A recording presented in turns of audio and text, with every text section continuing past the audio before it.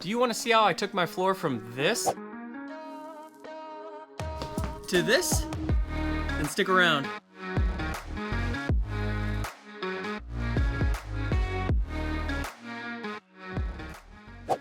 My floor has seen better days.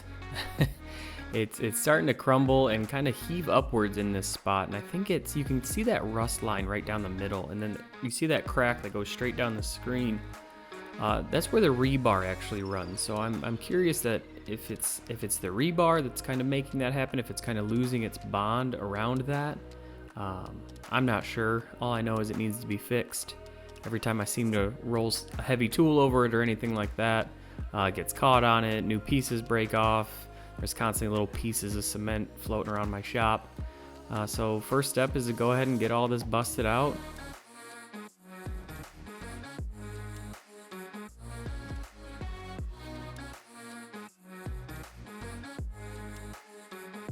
So the main tools that I'm using here are a pry bar, which I was just using an old 5-in-1 just to kind of get under it and pry it up.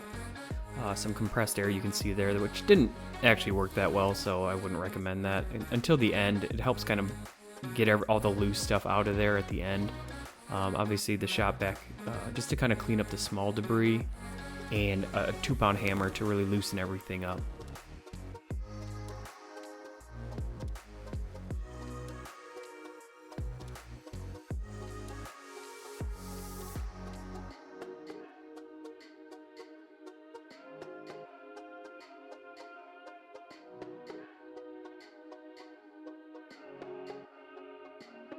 Some of the concrete is attached a little more than other pieces, but use your own discretion to determine kind of what is coming loose versus what isn't.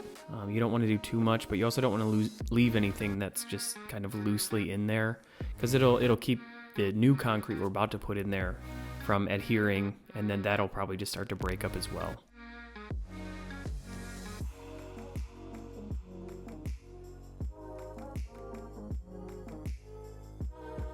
On this side, I had to take the hammer to it to really loosen. I could tell that it wasn't fully bonded.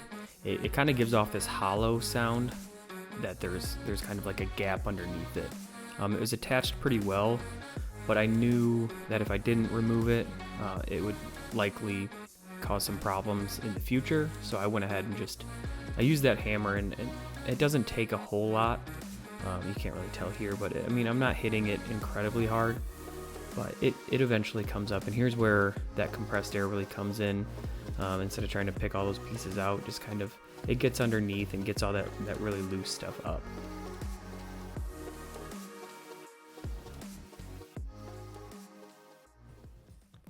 So the cement that I chose to go with, it's an instant patching cement, it's different than your average concrete pour. This is going to be very liquidy. It's got, I believe, an epoxy in it that helps it bond a little bit better in these kind of patching situations. I got this one from Menards, but most of your big box home improvement stores and probably your local hardware store are going to have some version of this. Here I'm actually mixing up a smaller batch of this. I'm not going to do the whole pour right now, and I'll show you in a minute exactly why I'm mixing up this smaller batch, but I also wanted to highlight that I'm using this food scale to make sure that I get the ratios perfect. You really do want to mix these exactly how they say. This is actually, I think it said 2.4 ounces of water per pound.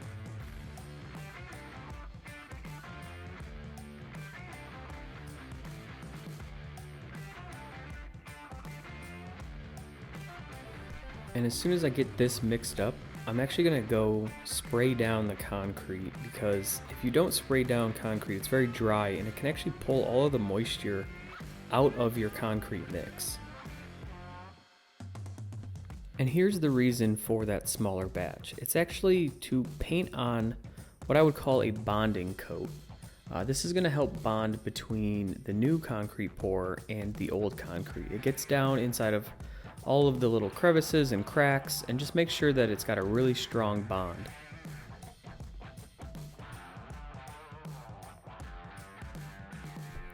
One tip would be to not use a bucket like this. Use a flat bottom bucket, or else that powder will get stuck in any grooves that are in the bottom and it makes it very hard to mix.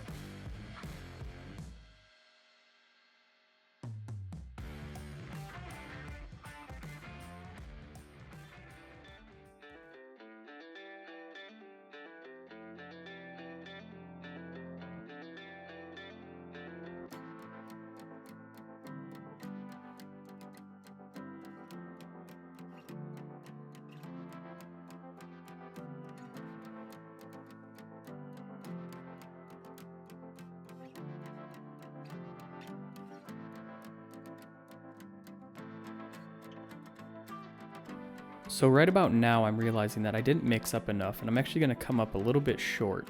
I didn't make it all the way up to like those upper edges. So I let it cure for 24 hours and then I came back and did a second pour.